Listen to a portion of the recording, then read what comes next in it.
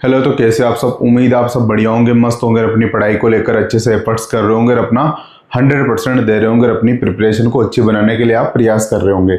जैसे मैंने आपसे बात की थी कि मैं आपको प्रत्येक एग्जाम के जो एमसीक्यू क्वेश्चन होते हैं उसकी प्रैक्टिस करवाऊंगा इस चैनल के माध्यम से। जिस भी एग्जाम की आप तैयारी कर रहे हो उस एग्जाम के एमसीक्यू आपको यहाँ सॉल्यूशन के रूप में मिलेंगे। उसमें कैसे एलिमिनेट किया जाता है वो सारी चीजें मिलेगी।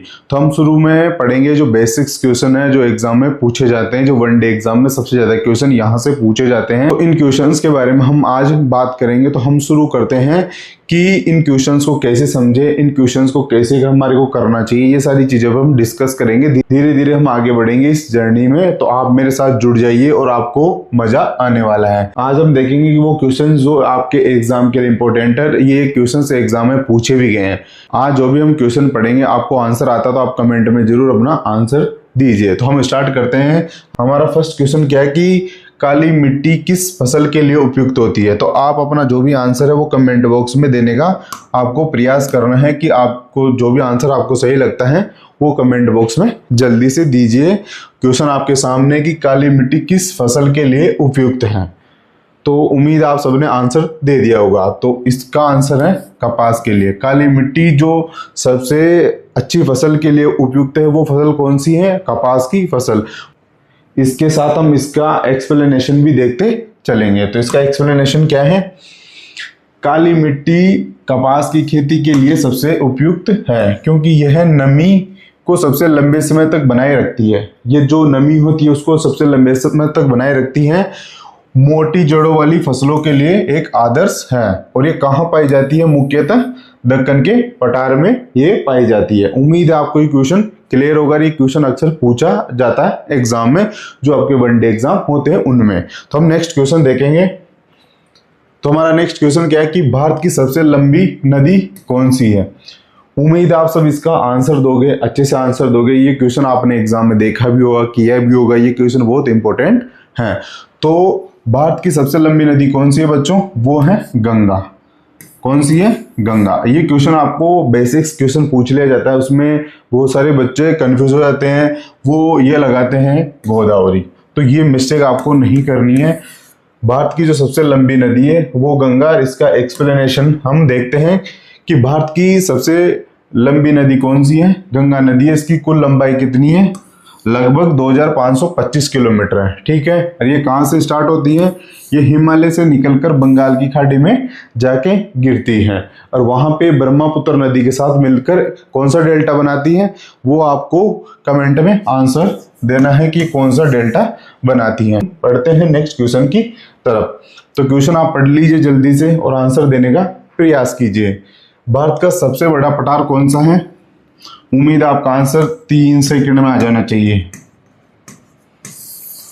भारत का सबसे बड़ा पठार कौन सा है? वो है दक्कन का पठार।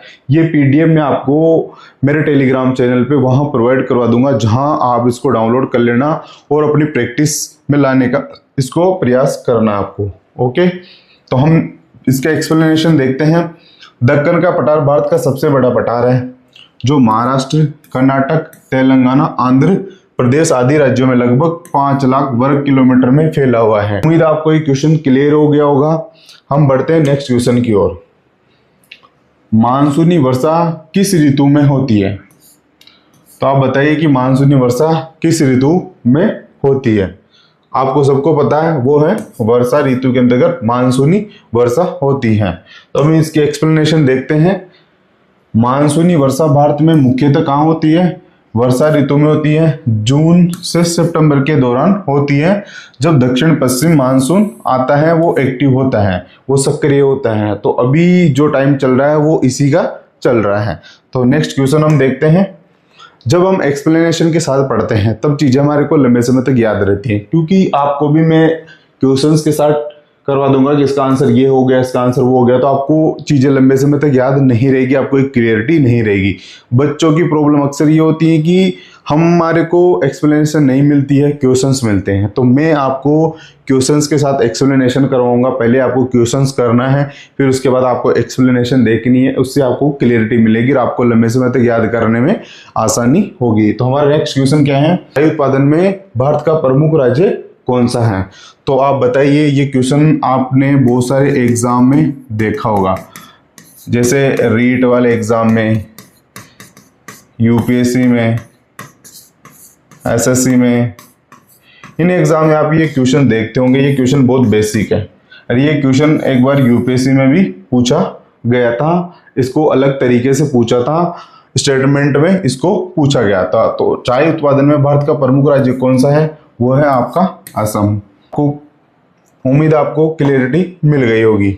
तो इसका एक्सप्लेनेशन यह है कि असम भारत में चाय उत्पादन का प्रमुख राज्य है, जहां देश का लगभग 50% से अधिक चाय उत्पादित होती है। कितने परसेंट बच्चों? 50% से अधिक चाय उत्पादन कहाँ होता है?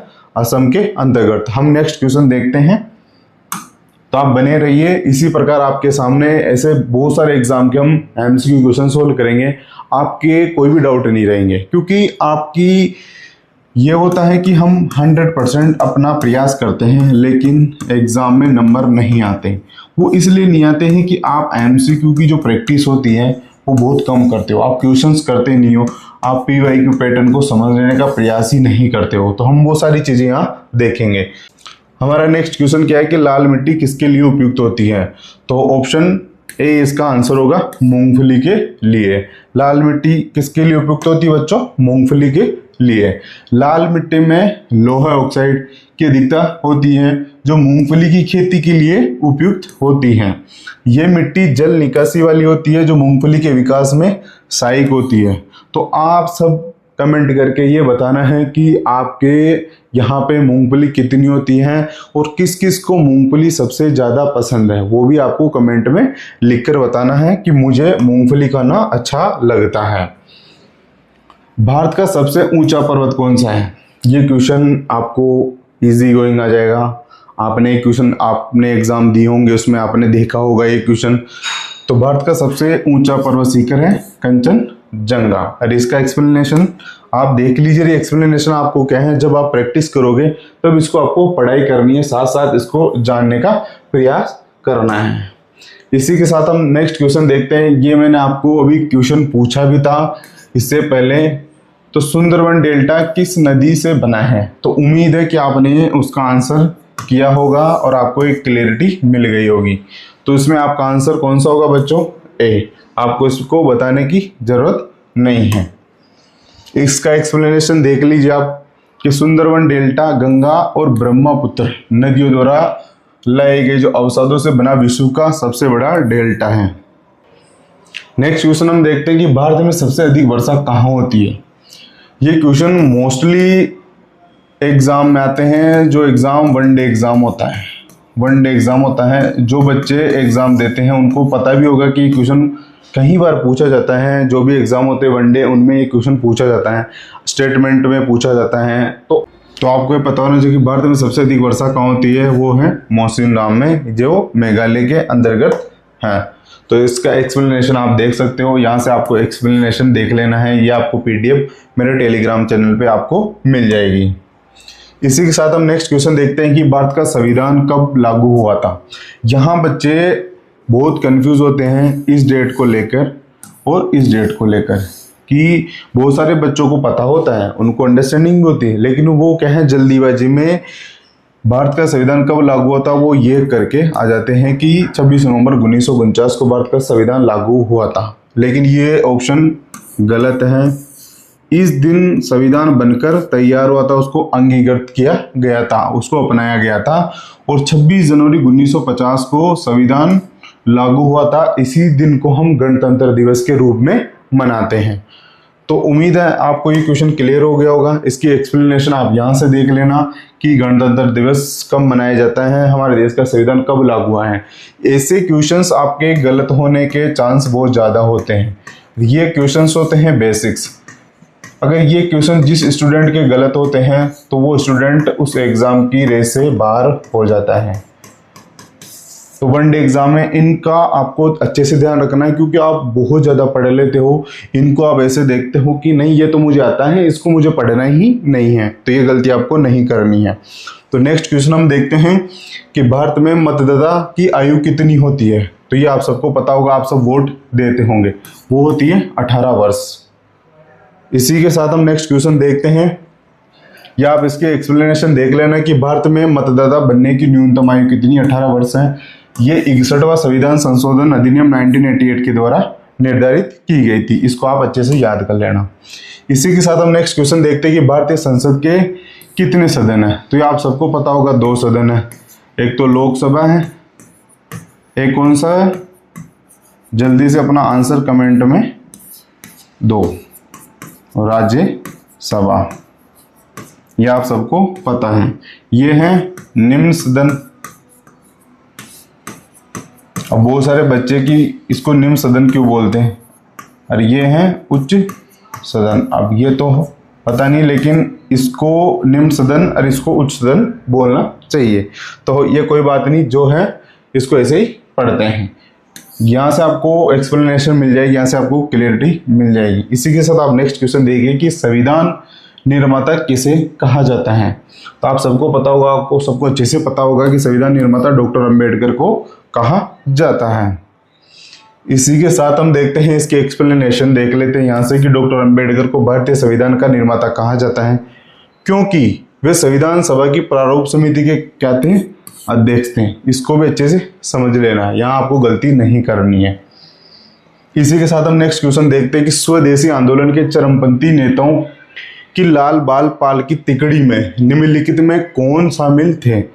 तो इस क्वेश्चंस का आंसर देने के लिए आपको इनके अच्छे से डीप में नॉलेज पता होनी चाहिए, उसको क्लियरिटी के साथ नाम याद होने चाहिए। अक्सर बच्चों के क्वेश्चन गलत होता है, वो गलत इसलिए होता है कि बच्चों को इतने नाम याद होते भी नहीं है, नेचुरल है, इतने नाम याद नहीं हो सकते। इसका आंसर क्या है, ऑप्शन नंबर ए है।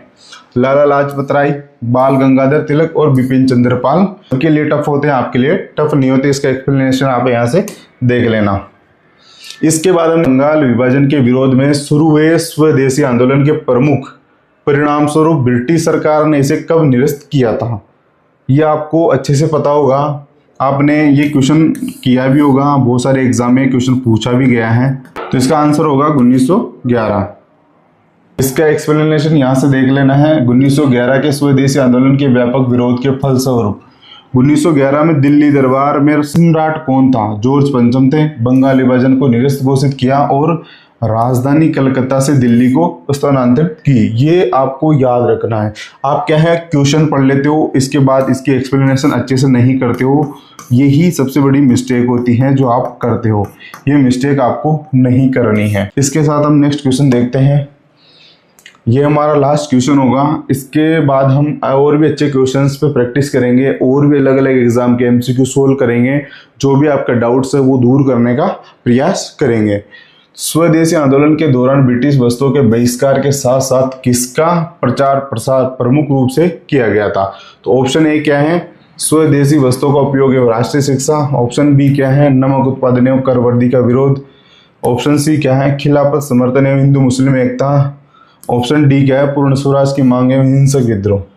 तो इसमें आंसर होगा ऑप्शन नंबर ए, स्वदेशी वस्तुओं का उपयोग एवं राष्ट्रीय शिक्षा को बढ़ावा देना हमारा एक उद्देश्य बन गया था। तो ऐसे ही आज हमने कुछ क्वेश्चंस पे प्रयास किया है, ऐसे ही हम नेक्स्ट क्लास में बहुत सारे क्वेश्चंस पे प्रैक्टिस करेंगे, उनको जानने का प्रयास करेंगे, समझने का प्रयास करेंगे, सीखेंगे, अच्छे से सीखेंगे। और आपको मैं इतने सारे क्वेश्चंस करवा दूंगा यहाँ पे कि आपको एमसीक्यू क्वेश्चंस को लेकर बिल्कुल भी किसी भी एग्जाम में कोई डाउट नहीं रहेगा। तो हम मिलते हैं नेक्स्ट क्लास में, तब तक अपने हेल्थ का ध्यान रखिए, अपने घर वालों का ध्यान रखिए और अपने खुद का ध्यान रखें।